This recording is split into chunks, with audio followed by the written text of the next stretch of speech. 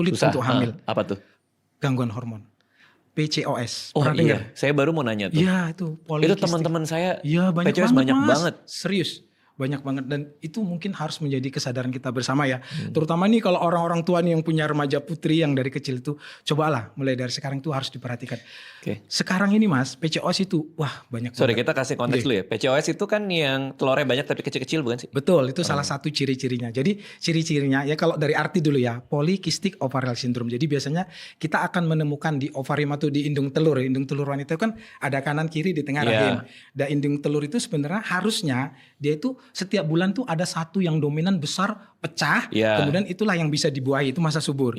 Tapi pada pasien PCOS ini nanti sel telurnya itu banyak kecil-kecil bantet. Jadi dia nggak bisa membesar, nggak terjadi kematangan, jadi nggak ada yang bisa dibuahi. Tapi dia keluar nggak? Enggak. Seringnya enggak, walaupun kadang-kadang bisa keluar, tapi sporadis, kita nggak bisa meramalkan bisa keluarnya.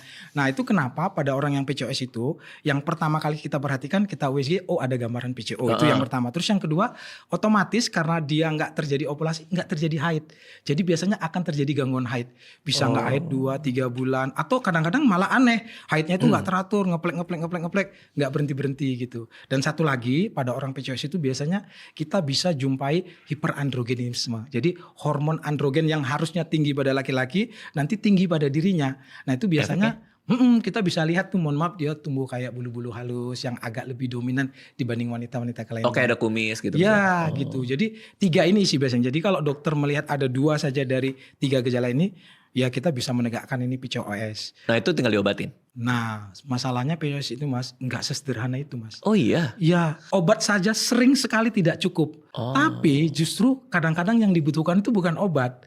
Banyak sekali ya orang-orang PCOS ini berhasil hamil, berhasil bisa mengatasi gangguan haidnya kalau dia merubah fokusnya.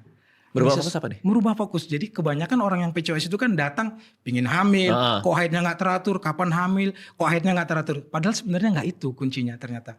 Ya dari pengalaman kita ya bekerja sehari-hari sebagai dokter kandungan yang kadang-kadang datang itu pasien-pasien banyak sekali. Fokusnya itu harus dirubah menjadi bagaimana hidup lebih sehat. Karena kalau hidupnya lebih sehat, otomatis nanti haidnya akan teratur dengan sendirinya, kesuburannya nanti akan datang dengan sendirinya.